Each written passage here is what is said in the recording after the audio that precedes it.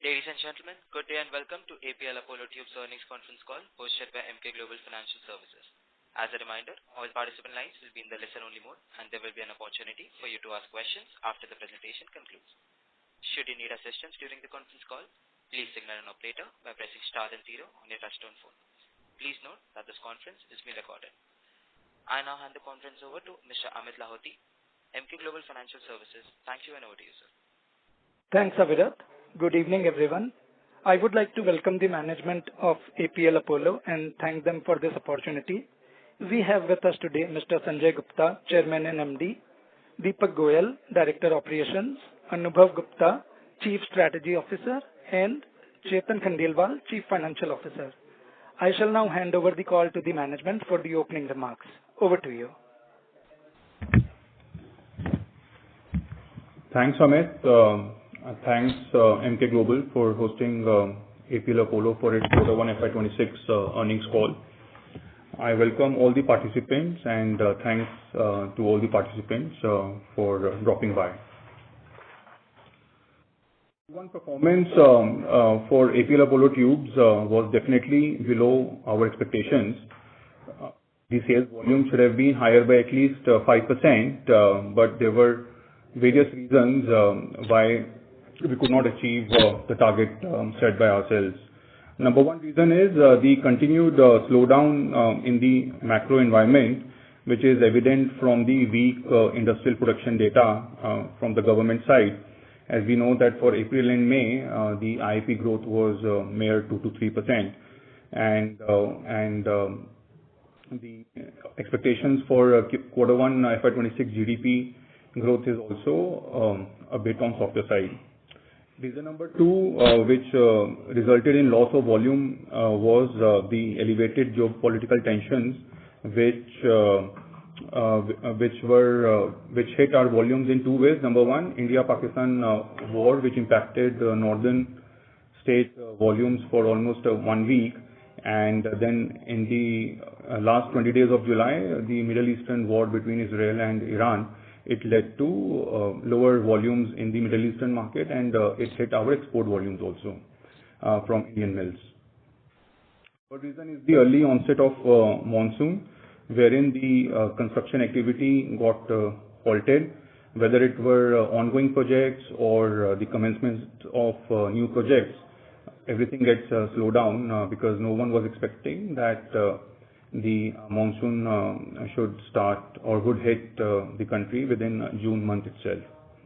And lastly, what we are witnessing is the softer money supply in the system, which is leading to the reduction in the buying power of our dealers and stockists, because their money is also stuck with the agencies and EPC contractors who are working on the government projects.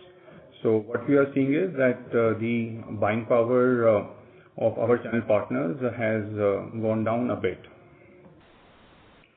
Coming to the EBITDA spreads for the Q1, of course they are up YOY significantly, but on QOQ basis they are down by like 250 rupees a ton. And the reason for that is, of course, lower volume, which led to negative operating leverage, and 100 rupees per ton is impact from the one-time notional expense led to ESOP, which increased our employee cost. Coming to the ongoing quarter, things remain sluggish as compared to Q1, but we do believe that the second half of FY26 should be pretty promising. By that time, the monsoons will get over, and the government spends would also turn into the actual money supply into the system, which will increase the buying power of our channel partners. At the start of the year, during Q4 FY25 earnings call, we had guided for 15 to 20% volume growth for FY26. However, we believe this is slightly unlikely given the softer start to the first half. So we believe that the sales volume for full year should increase between 10 to 15%, assuming the macro environment does not worsen from the current levels. As you know that APL Apollo started its brand premium strategy in January of 2025, wherein we are focusing on maintaining EBITDA spreads. So what we believe is that once the demand environment comes back or it recovers, APL Apollo is ready with its capacity, its product line, its distribution network, its brand pool. So volumes will come on its own. There is no point chasing volume at the cost of EBITDA spreads. So that's why we are not into the push strategy as of now. Our focus is to continue to generate higher EBITDA spreads and elevate our APL Apollo brand in the customer's mind. And thankfully, we are pretty successful. Now it's been 7 months. We implemented this strategy, and it is going fine so far. For the full year, we are hopeful, we are confident that EBITDA spreads should be between 4,600 to 5,000 rupees per ton, which is significantly higher than FY25 EBITDA spreads of below 4,000 rupees a ton. Now, in the midst of this economic slowdown, we continue to focus on our long-term capacity expansion plans and fill in the gaps where we believe that we can take our capacity from 4.5-5 million ton to 7 million ton in the next 2 to 3 years. So there are like 4 areas where we are working. Number one is expansion in the newer markets, which are Eastern India and Dubai market. So in Eastern India, we are putting up 2 plants with capacity of 500,000 tons. In Dubai, we are expanding capacity by further 200,000 tons. In South India also, we are coming up with 400,000 ton of newer plants where existing products are fully utilized the capacity. Then second area we are focusing on is the expansion of new products, wherein we are adding 500,000 ton of coated capacity and 100,000 ton of heavy structural tubes. The third area which we are focusing is on export sales from Indian mills. So that's why we are planning to set up a plant in Bhuj, Gujarat area. And the plant will be majorly focused towards export sales, and then it will also feed the Gujarat market for localization. And lastly, we are also working on putting up capacity for specialty tubes, wherein we believe that 300,000-400,000 ton of multiple product categories can be created over the next 2 to 3 years in non-structural space. On balance sheet front, we are net cash, and our working capital days remain prudent in single digit. By end of FY26, we shall be sitting on much larger cash surplus what you see today. And lastly, proud to tell you that we have achieved, our plants have achieved 72% of power consumption based on renewable energy, which states our heavy commitments to our ESG goals. And we target to take this contribution from renewable energy to 80-85% over the next 2-3 years. And this not only helps us in meeting our ESG targets, but also reduces the overall power cost for the company, which right now is 0.8% of the product value. It continues to go down, and it gets aligned with our cost optimization strategy. Amit, that's all from our side. We are open to take questions now. Thank you very much. We will now begin the question and answer session. Anyone who wishes to ask a question may please press star and 1 on the touchtone telephone. If you wish to remove yourself from the question queue, you may press star and 2. Participants are requested to use handsets while asking a question. Ladies and gentlemen, we'll wait for a moment while the question queue assembles. The first question is from the line of Amit Dixit from Goldman Sachs. Please go ahead. Yeah, hi. Good evening, everyone, and thanks for the opportunity. Just a couple of questions from my side. The first one is regarding, the slowdown that you mentioned in your opening remarks appears to be transient.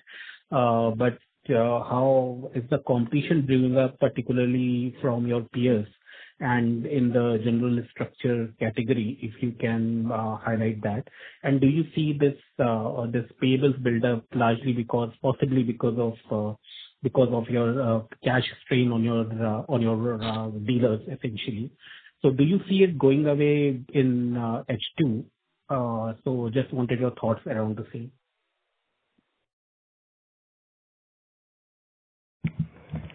So see, I mean, if you look at our general category, okay, we mentioned this general category because earlier we were making EBITDA spreads below 2,000 rupees a ton.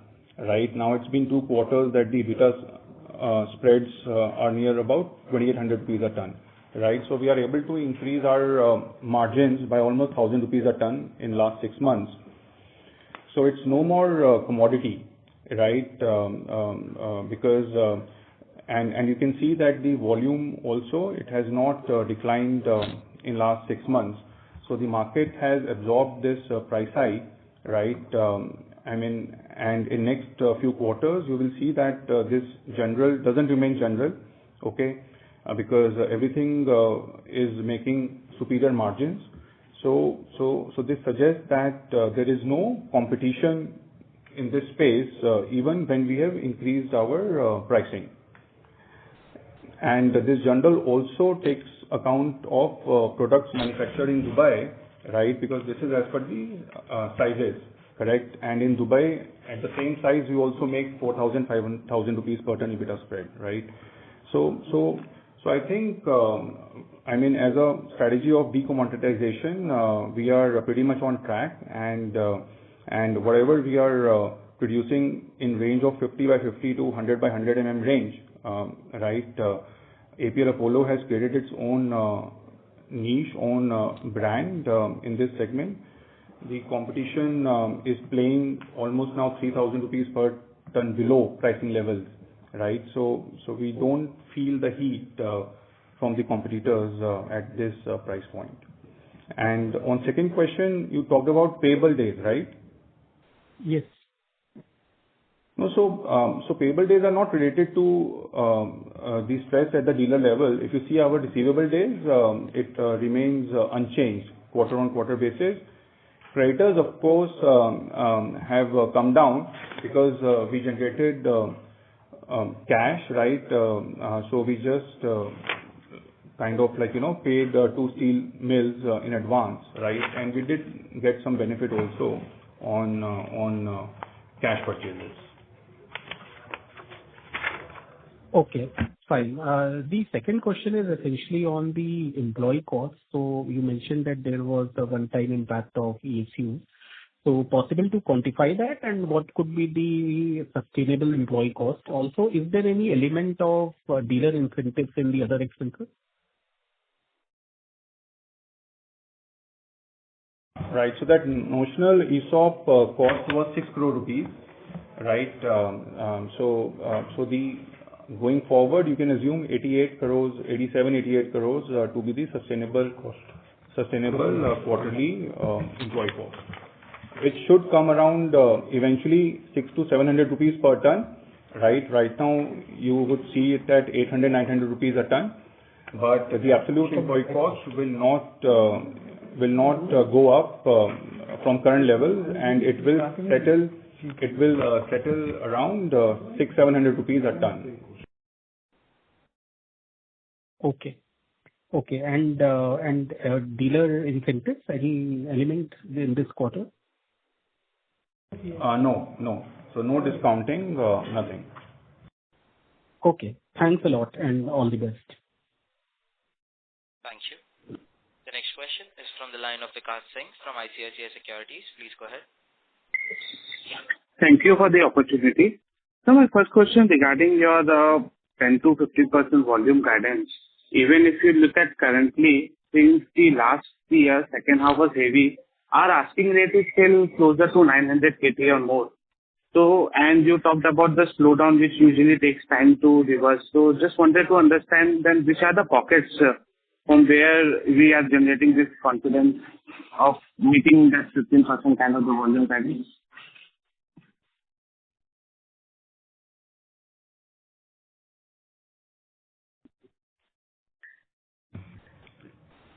So Vikas, Hello. I mean, Yes. yeah. So there are 2-3 areas, right, from where we will get the volume. Number one is our exports and Middle East, right, which slightly got impacted in month of July due to the war, right? So that volume will recover in quarter two. We have already started seeing that from July, right? That is one big pocket where we are getting incremental volumes. Number two is our 2 new product lines got started, right, which will contribute in the next 7 to 8 months. Number one is the 1000 by 1000 heavy structural tube, right, with capacity of almost 100,000 tons. And second, in rust-proof tubes, right, that also 300,000 ton of capacity has come up. That will give incremental volume, because we are already running short of capacities in that segment. And thirdly, see, I mean, second half normally is always skewed over H1 for the construction material sector, right? Assuming that we are over with monsoons by August, September, right, it will give a very good runway for projects to take off, right, in the third quarter. And in Q4, the focus areas from the government side, whether it is Indian Railways, where a lot of our product is going, or whether it is aviation, again, a lot of our products go there, right? Healthcare infrastructure, right? And then private real estate, private infrastructure, which comprises of warehousing, new factories from the corporates, right? So we expect a lot of activity within the economy to pick up, right? And we are present in all these segments. And lastly, which has not done well for last 2 years now, Vikas, is the retail side, right? Which comprises almost 50-60% of our sales. I'm talking about independent homes, right? Now with inflation coming down and interest rates coming down, at some point discretionary spending will also kick off, right? And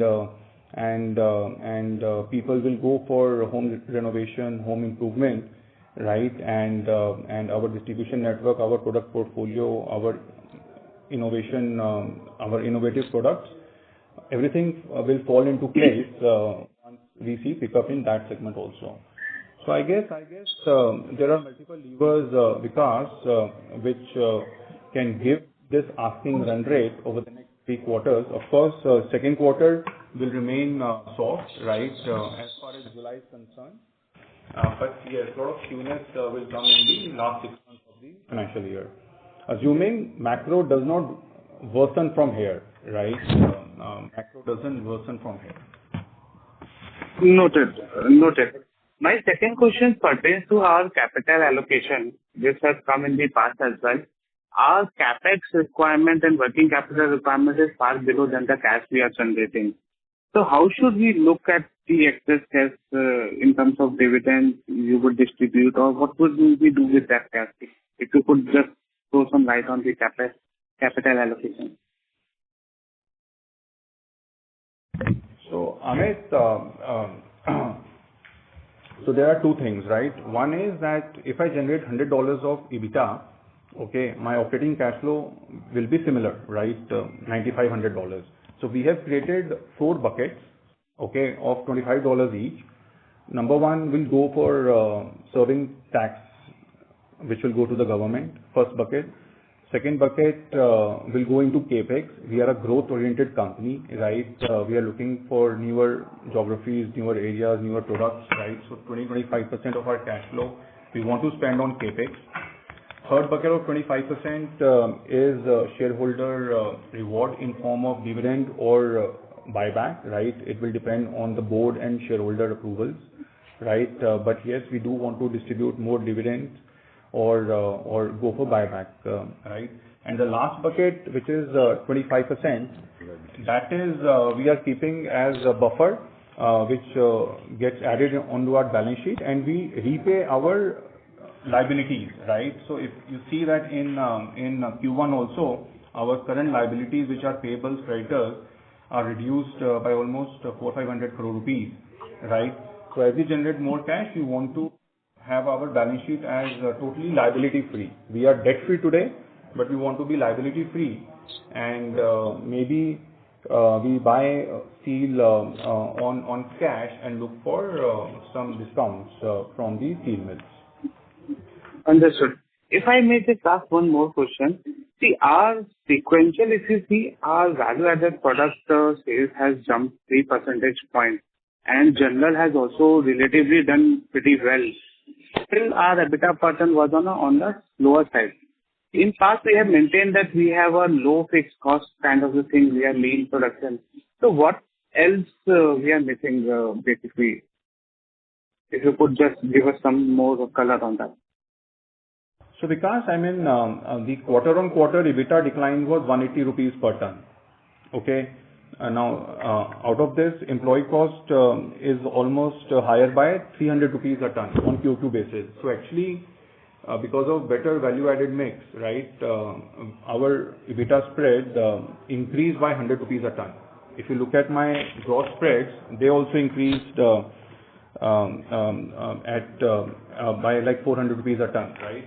So if you deduct this 100 rupees per ton of ESOP expense, right, which is notional one time, and also the reversal in the employee cost which happened in Q4, right? So my improving gross spreads, right, they are because of my improving product mix and our strategy of dequantization coming into play. Noted, sir. Thank you for answering the question, and all the best for future. Thank you. The next question is from the line of Muskan from B&K Securities. Please go ahead. Hi, sir. Thank you for the opportunity. So my first question is, in Middle East, your sales were at an average of 17,000 per metric ton last quarter. So what is the monthly average sales from Dubai plant now, and how is the demand and pricing situation in Dubai?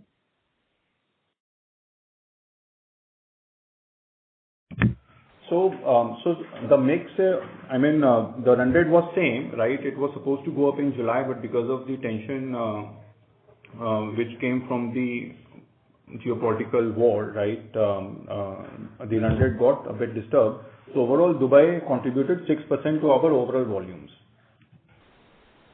Okay. Okay. And how is the demand and pricing situation in Dubai? Now it's back on track. Things are pretty stable now, and the utilization rates are going up. Okay, sir. So there has been some delays in commissioning of the HRC capacities in India, which is one of the reasons to keep that is keeping the spreads higher. And when do you expect this to ease out? I didn't get your question. So there has been some delays in commissioning of the HRC capacities in India, which is one of the reasons that is keeping the spreads higher between the HRC and Patra. So when do you expect this to ease out?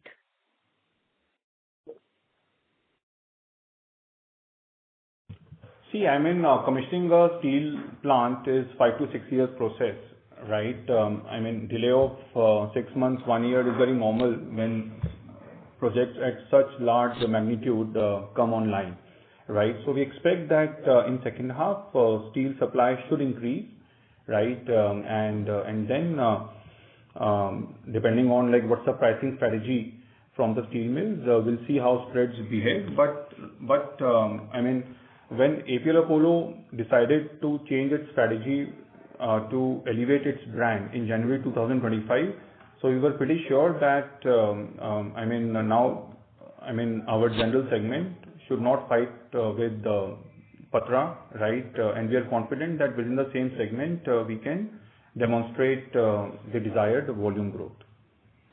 Okay, sir. So in the last call you mentioned you are charging some premium over general products. So what is the current premium that you are charging over Patra players in general products?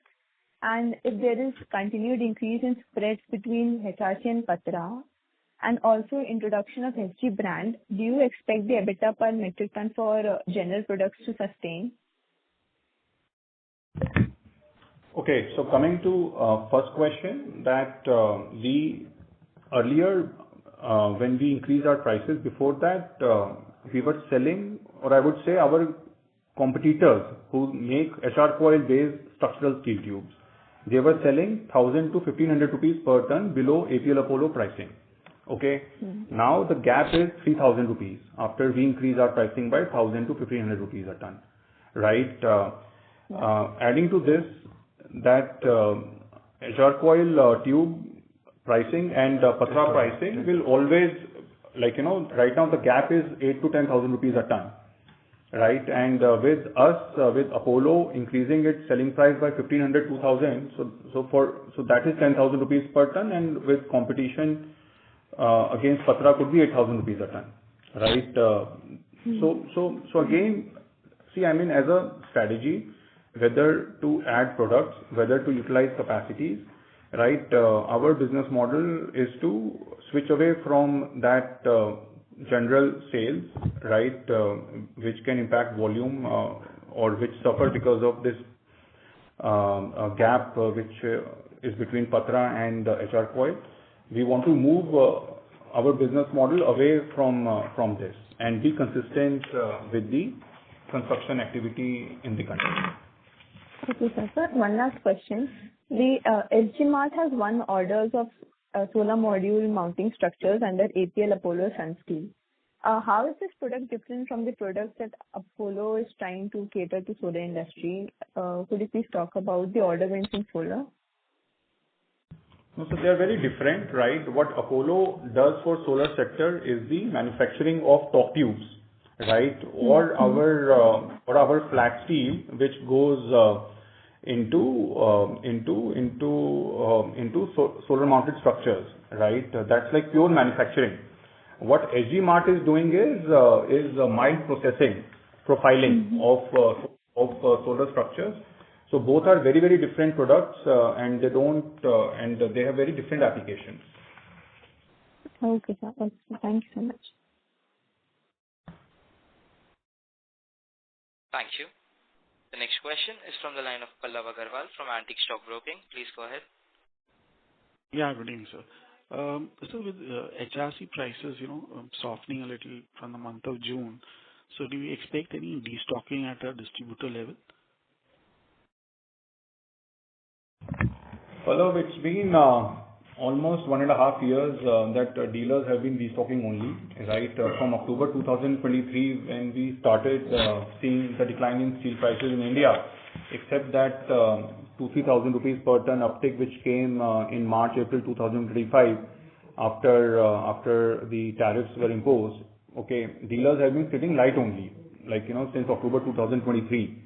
So it's not that now that steel prices are again coming off 2,000-3,000 rupees a ton, that we will see massive destocking, because dealers are anyway sitting light on inventory for last 18 months now, consistently. Okay. Also, you mentioned, this payables we've reduced. So how does the pricing work with this major steel mills? Like, do they give some credit period, or, they insist on, upfront cash payments? So if you could just explain that broadly.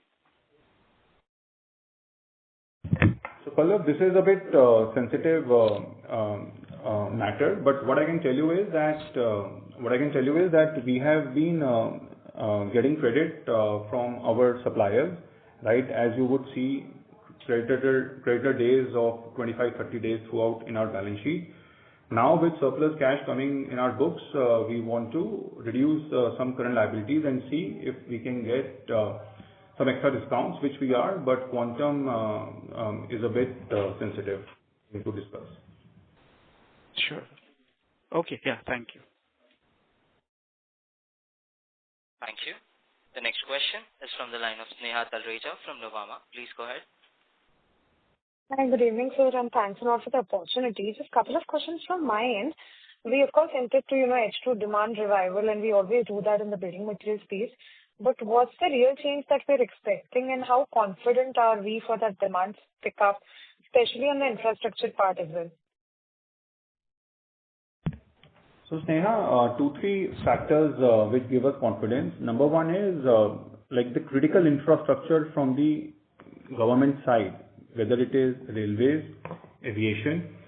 Okay, these two sectors have not seen any slowdown in the funding. Roadways, of course, but we don't supply to roadways except some foot over bridges where our products go for NHAI projects. Right, but the critical infrastructure remains the focus area for the government, right? So that gives us a lot of confidence. Then second, private infrastructure, whether it is warehousing and corporate expanding, which are putting up factories.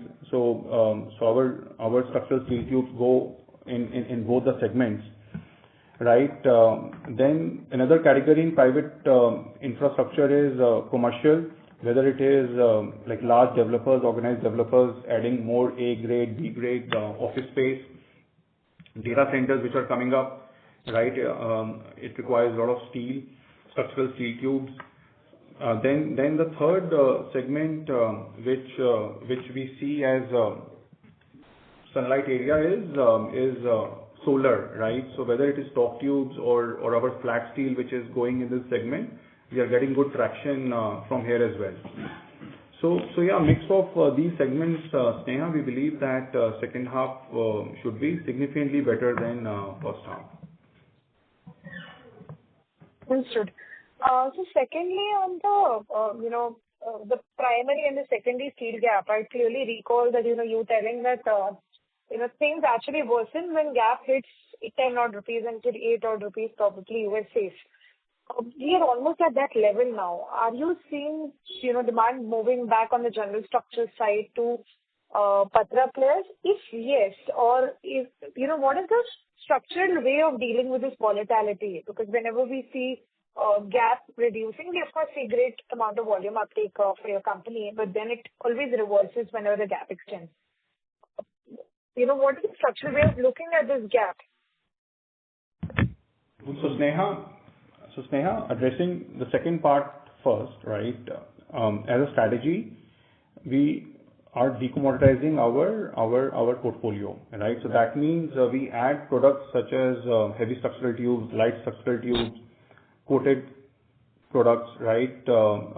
Pre-galv rust-proof products, right? And galvanized products, right? So these are all which don't get impacted from whatever is happening between primary and secondary, because the inability of secondary steel to produce such products. Second, moving or increasing sales in Dubai and export markets, right? There also we don't get impacted from primary, secondary. Sanjay, you want to add to this? Yeah. So now you have to see there are two type of market in India. One is the primary steel tubes market in India, and number two, the secondary steel market of India. When the gap is more, तो हम अपना primary में what we are doing, we are doing well. हम अपना करते रहते हैं, उसी हिसाब से हमारा सिस्टम चलता रहता है. But when the gap is narrow, so then we eaten the market of also the secondary market also. Then this is our we have another advantage. तब हम उस समय बात करते हैं कि जब 20 से 20, 30, 40% we can take any type of growth. But if there is a gap between the secondary and primary is too much, then our growth is restricted into near about 15%, depending on the market. Understood, sir. Understood. So I think this change in strategy as per the gap changes, I think that's likely to continue even ahead. Yeah, when the gap is narrow, then we also, then again we go for killing the patra material. But when the gap is too much, our margin is 3,000, अगर मैं 3,000 का margin खत्म भी करके काम करूँगा, तब भी उसका उतना वॉल्यूम मैं नहीं कम कर सकता. But when the gap is near down by 4,000-5,000 जो हमेशा रहता है ऑलमोस्ट, ये ऐसा टाइम बहुत कम आते हैं. मैंने अभी लास्ट 1-2 साल से चल रहा है टाइम ऐसा. तो जैसे वो टाइम आएगा तो then we are going to enter the patra market again. Understood, sir. Understood. That was quite helpful. Thanks a lot, team, and all the best. Thank you. Participants, we would like to remind that you may press star and 1 to ask a question. The next question is from the line of Anupam Gupta from IIFL Capital. Please go ahead. Yeah, thanks for the opportunity, sir. First question is on the sale in Shankara, which you have done in the quarter. Can you just give your thoughts on why that sale happened?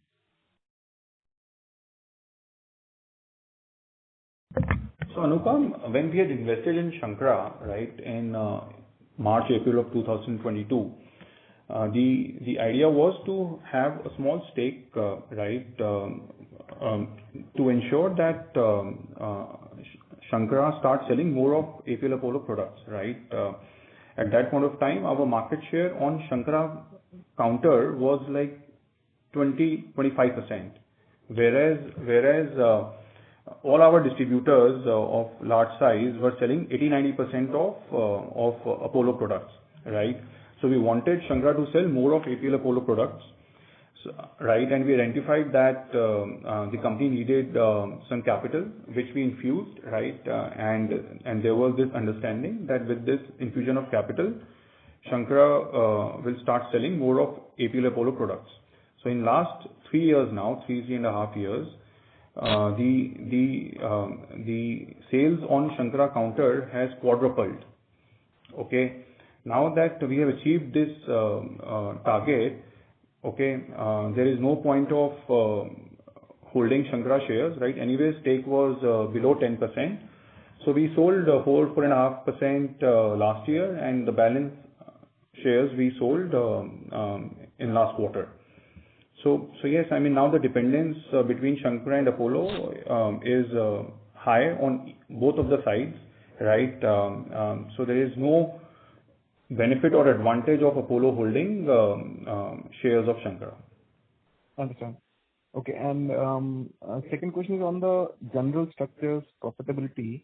You mentioned that this 2,700-800 which you are achieving also has the benefits from Dubai, which is, if we assume Dubai is selling almost entirely of general structures, it is a meaningful contribution coming from there. If you exclude that, the India profitability of general structures would not be 2,800, would be closer to about 2,200-2,300 if my calculation is correct.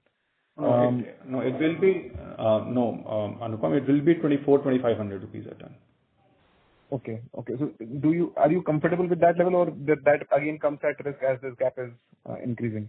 No, idea is to take it above 3,000 rupees a ton. And will that be doable if, let's say, the gap versus Patra continues to expand, which you said is right now at 10 rupees a kg? So Anupam, that's what Sanjay ji explained, no? That the primary steel market is different, right? Which is like 5 million tons, and secondary steel market is another 5 million tons. So 5 million ton market will, out of that, say the general segment is 40% out of that 5 million ton, right? So that will continue to grow at 5 to 10%. If the gap reduces, then the 5 million ton from secondary will come to primary, right? And that's where we will get our incremental volume. But since we don't know when this is going to happen, so there is no point building a business model around it, right? What we focus is on the primary structural steel tube market, which right now is 5 million ton, right? And out of that, almost like 3 million ton is commodity general, and 2.5 million ton is value added. So yes, I mean, that's how we build our sales strategy. Understand. And one last question on the profitability guidance which you gave, 4,600 to 5,000. Last time you had said it is somewhere around 4,900 or so achievable with 20% volume growth. So the 5,000 is understandable. You have increased the range because of lower volume growth. But let's say, does this include the benefit which you are trying to accrue by having lower payable days? Because lower payable days also impacts your ROE in that sense. But does this range include the benefits from better margins due to lower payable days?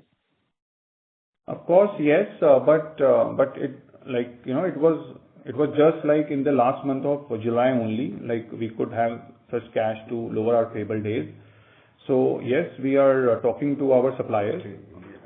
Right. We are talking to our suppliers, right?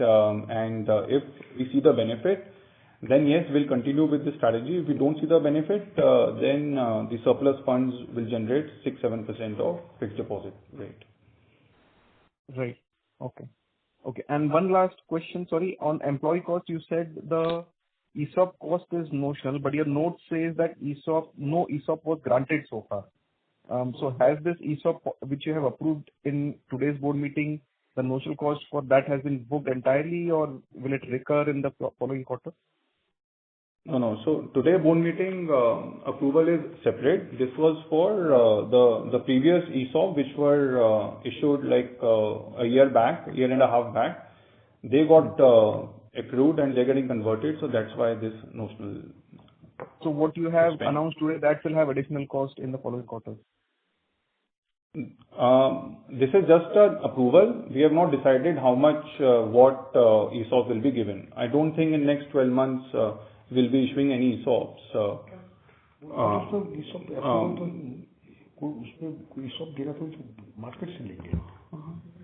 And next 12 months, anyways, in next 12 months, any ESOP will be issued. So there is no cost which is expected in next 1-2 years. Okay. Understand. Thanks a lot. And yes, and Anupam, just to add to your previous question on the return profile, like you said that if creditor days come down, right, payables go down, so our ROC, our return profile will look low, right? So I think that is the strength of our business model, right? That if we generate cash and we are able to lower our payables and since we churn our inventory 15 times in a year, right, with 20-25 days of inventory, that means I'm churning my inventory 15 times in a year. And whatever cash discount we get, right, from our suppliers, right, so it should give, we are sure that it will give more return compared to the money lying in the fixed deposit, right? So we are a very ROC focused company, Anupam, right? So whatever we will do, we will ensure that it is ROC accretive, right? Optically, it may look a bit low, right, if you include cash, but if you look at the gross ROC, where you take working capital as inventory plus debtors, and you remove creditors, right? So that's how we look at our business model. Sure. Okay. That's it. Thank you. Thank you. The next question is from the line of Akshay from AK Investment. Please go ahead. Hello, sir. Am I audible? Please go ahead. Yeah. Thank you, sir. Sir, my first question is, there are lots of traction in sectors like data centers, solar, electronics manufacturing, consumer durables, and these players are doing very heavy capex. So do we supply in any of these sectors, and over the next 2 to 3 years, how much volume growth do we see from these emerging sectors?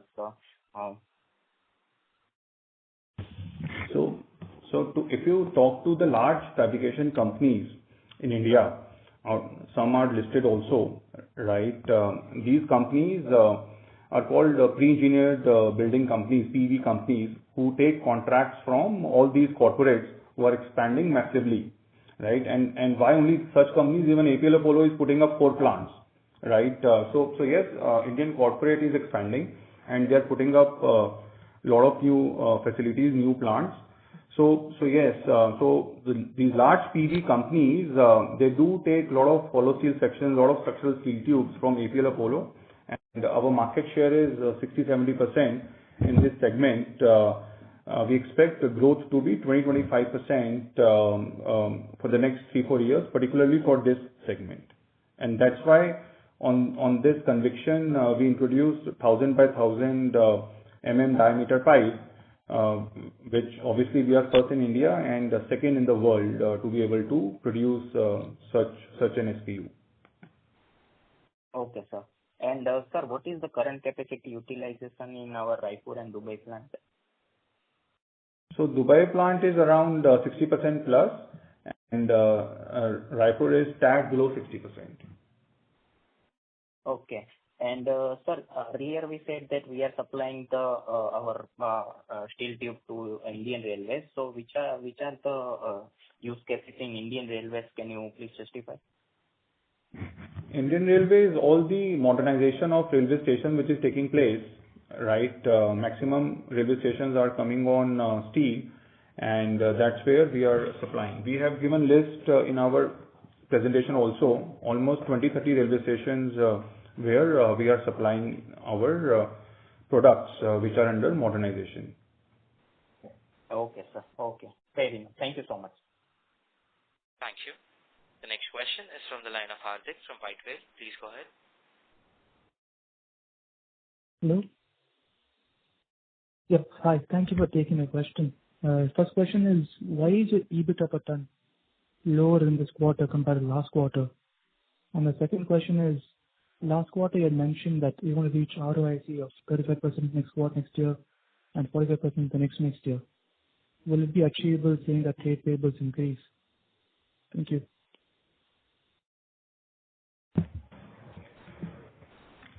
So EBITDA spread decline on QoQ basis is mainly because of increase in the employee cost per ton by 300 rupees per ton.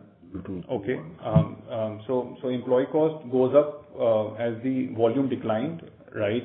In Q4 we did 850,000 tons. In Q1 we did 794,000 tons. So employee cost goes up, right, which is negative operating leverage.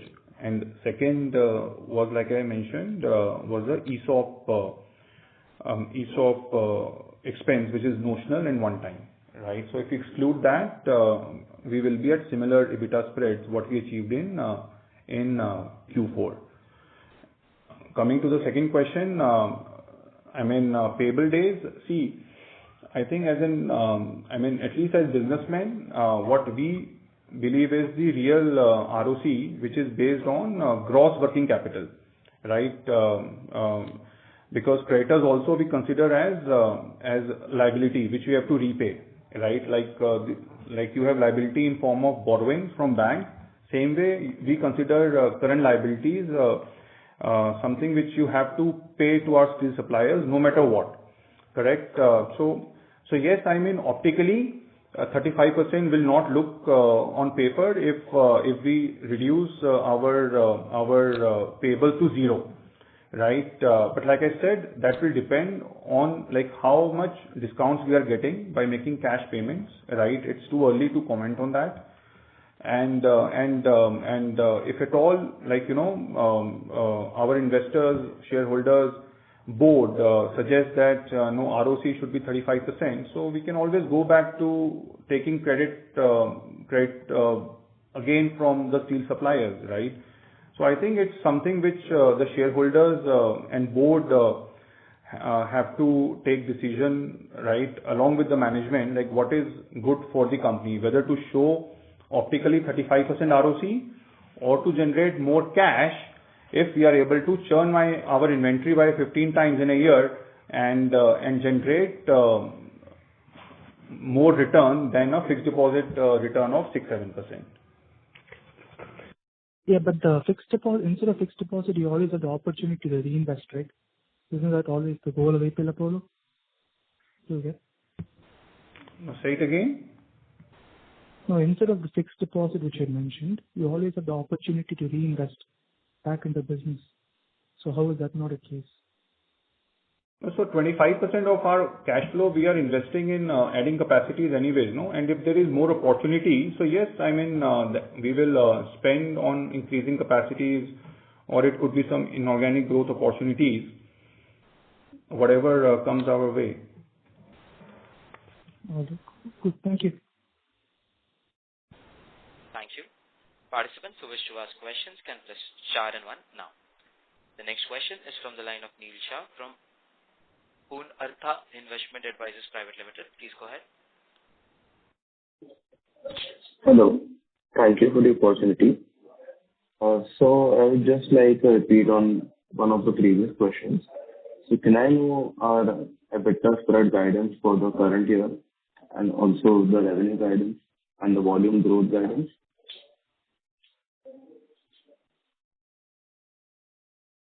You'll have to come again. There's an echo on your voice.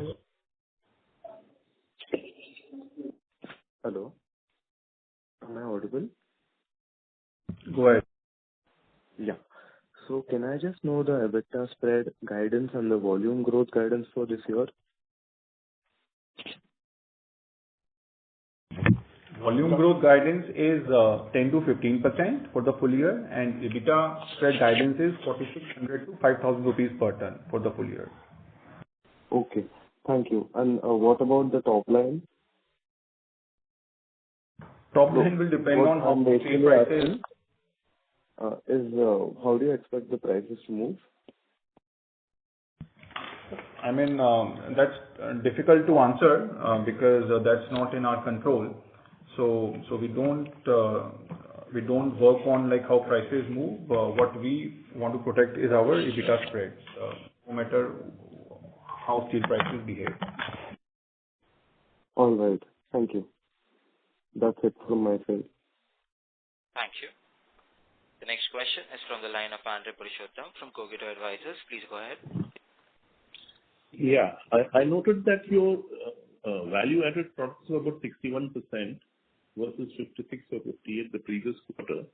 What I wanted to know is that if, let's say, if you make a constant volume projection, what is the sensitivity to every percentage increase of value-added product to your EBITDA per ton?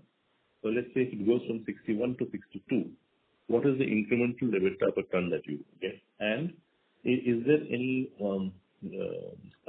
outlook that you have for your value-added mix proportion? So Andre, I guess if you want to see the real benefit of improving sales mix, right, you should look at the gross spreads.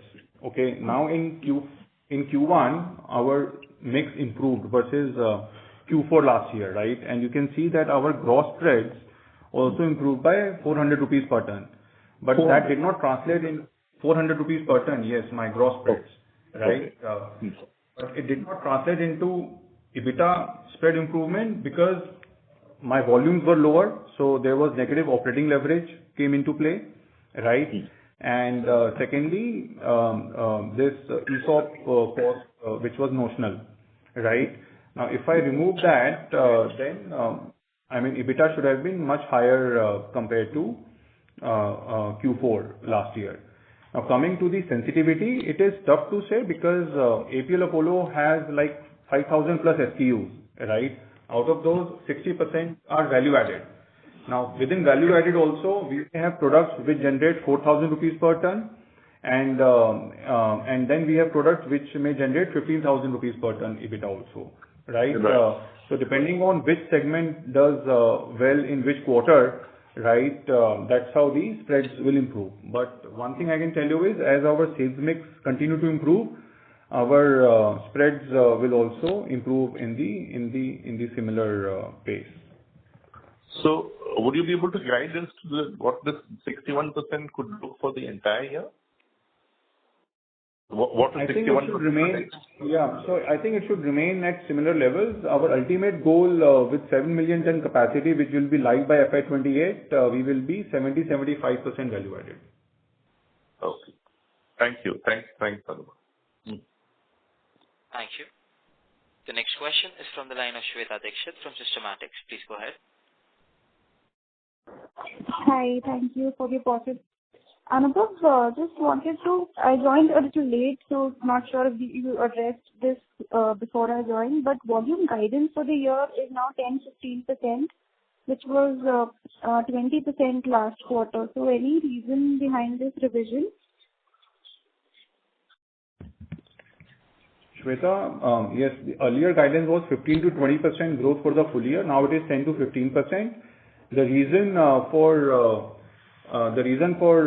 downward revision are like number one, slow offtake in H1, right? Because of macro slowdown. If you look at the government data like index of industrial production, GDP growth projections, right? Everything is like kind of on softer side, which has also impacted demand for our product. Second, monsoons which came a bit early in month of June, right? So June month got hit badly. Then third was the the geopolitical tension which we saw in April when India-Pak war was there, and then in June Iran-Israel war started, right? So that also led to some volume loss.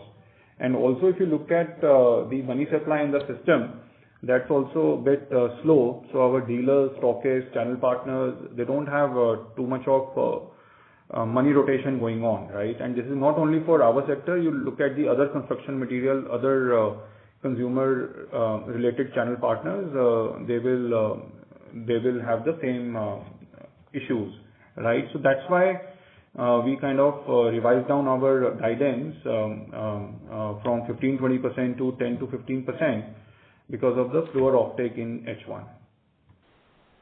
Understood.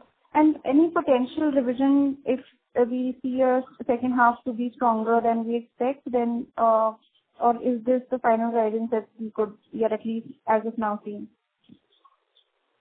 No, why not, Shweta?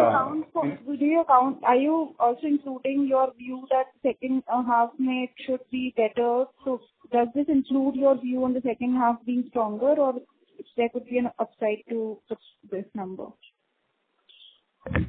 I mean, we would love to have upside to this number. As far as we are concerned, we are ready with our capacity. We are ready with our product line. We are ready with our distribution network.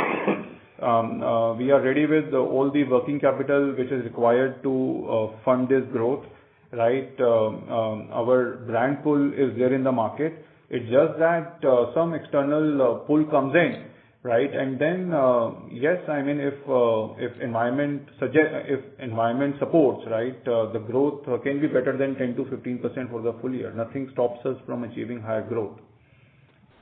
Understood. And one last question, if I could squeeze in one more. You said that by 28 you will be ready with a 6.8 million ton of, let's say, production capacity, but the sales number could likely be 5.8 million tons. So see, it will depend on what is the volume growth we actually achieve in FY26 and then FY27, FY28, how they pan out. When we say 6.8 million ton capacity, that is sellable capacity. That means we can produce and sell that 6.8 million tons from our plants. So this is a sellable capacity. Okay. Okay, I'll take other questions offline. Thank you. Thank you. The next question is from the line of Sneha Talreja from Nuvama Wealth. Please go ahead. Hi, team. Thanks a lot for the follow-up. Just two questions from my end. One is, you said you're open to inorganic opportunities. That would be the case. What sort of opportunity, in which area that would be? Can we see anything on the secondary pipes also to target that particular market specifically? That's one. Secondly, could you speak on more export opportunities, leaving apart the Dubai part of it, which you're already doing, and which all geographies can be viable for us? Hi, Sneha. Good evening. Sneha, we are not going for the secondary any type of acquisition, because secondary steel is no future, because there is quality is very bad. Number two, their cost of production is very high. But in India there is steel scarcity, so they are surviving. So I am not a vision ki we are going for the secondary steel, because then we demolish our brand also. जो हमने brand पे इतनी मेहनत की है, हमारी brand भी खत्म हो जाएगा. और the secondary business is not there in own hand. When the HR acquire and the secondary price go to narrow, then the secondary business is wipe off. If you see the last 30-40 years history, India के अलावा कहीं भी secondary steel नहीं चलता है. India में due to steal अभी कम है, तो इस कारण दे आर सर्वाइविंग. जैसे जैसे स्टील कैपेसिटी बढ़ रहा है, I don't think this is a future, a good future. So we are not going for the secondary at all. I am very, very clear in the two things. We are not going for steel making. We are not going for secondary. Number two, the export opportunity. Yeah, there is a very, very good chances for the हमको अपना export बढ़ाने का बहुत अच्छा chance है, because we have a very good order book in Dubai plant. Now we are also putting a plant in Bhuj for only one focusing export. कि वहाँ से हमारा ये to and fro freight is very less. और right now if you see the in the last 10 days there is a big change Indian steel industry. Today, India is lower than the Chinese steel prices. China is almost increased by steel in the last 10 days 12-13%. And India has decreased almost to 1,500 rupees per ton this month. तो India में I am very bullish कि India से export भी बहुत बढ़ेगा और primary steel भी आज नहीं कल वापस आएगा इंडिया के पास पूरा मार्केट. मैं जो इतना 7 मिलियन 10 मिलियन टन का बात करता हूँ उसमें कहीं ना कहीं ये this is also in my focus. But right now the things are not in good for us. तो we are maintaining our margin going for a little bit ये 10-15% जो भी हमारा एक ग्रोथ आ जाएगा उसको we are consulting on that. But margin को कॉम्प्रोमाइज करके we are not wanted growth this time because the geopolitical और economy is not doing well. तो हम कहीं ना कहीं एक्सटेंड कर देंगे, ज्यादा तेज चलेंगे. तो वी आर वेरी कॉन्फिडेंट कि जैसे ही थोड़ा सा भी समय हमारे साथ आएगा we back on track in the aggressive more 20-30% whatever volume growth because we are ready with every sense. So export, we are no doubt we are a big vision. In the future, in the 7 million ton capacity, we are targeting to take the Dubai on 1 million ton, and India में भी 0.5 million ton का हम भुज में plant 3.3 to 0.5 million ton in the future लगा रहे हैं. तो export we are very okay. And secondly, there is no question. हमारा डिस्कशन का मुद्दा भी नहीं है हमारे ऑर्गेनाइजेशन में कि we know this is not a future. That was really helpful. So thanks a lot, and all the best once again. Thank you. The next question is from the line of Aditya Velekar from Axis Securities. Please go ahead. Yeah, thanks for the opportunity. So just focusing on FY27. So if we just keep aside the factors which are not in our control, like a geopolitical scenario and all, so you have guided previously that we will grow by 15 to 20% again in FY27 over FY26. So, are we putting any kind of market penetration or SKU addition, new product development, which gives us some visibility over that growth in FY27? Yes, of course. See, I mean, assuming we close FY26 at 10 to 15%, right, and everything in terms of macro, in terms of geopolitical, in terms of global trade war, all these things settle down along with Indian consumption starts to revive, right, then FY27 growth could be much higher than 15-20% because of the low base of FY26. Right, like we said that in terms of capacity, in terms of distribution network, in terms of new products which we launch in last 1 to 2 years, new product pipeline which is there in next 2 years, the new segments like renewable energy, like heavy construction, where we are adding more products and we are becoming more aggressive. We are penetrating deeper into these industries. Right. So yes, I mean FY27 could be much higher than 15-20%. And EBITDA per ton trajectory in that financial year, can we assume it will be north of 5,000 rupees per ton? See, our ultimate goal is to achieve 5,500 to 6,000 rupees per ton, right? And this. And on the business model, what we have built for 7 million ton capacity and sales volume eventually, right, this pretty much fits into it. Okay. Now the question is that FY26, we are saying between 4,600 to 5,000. Let's see how second half pans out, right? If volumes grow faster than what we expect because of operating leverage benefits, it could be near about 5,000 also, right? But very difficult to say right now because of the uncertainty what we have seen in the first 4 months of the current financial year. Next year, FY27 will definitely be better than whatever we close in FY26. Fair enough, sir. Thank you. Thanks a lot. Thank you. Ladies and gentlemen, due to time constraints, that was the last question for the day. I now hand the conference over to the management for closing comments. Thanks everyone for joining by. Look forward to see you over the next results earnings call. Thank you so much. Thank you. On behalf of Emkay Global Financial Services, that concludes this conference. Thank you for joining us, and you may now disconnect your lines. If you found this video helpful, please like, share and subscribe for latest upcoming videos.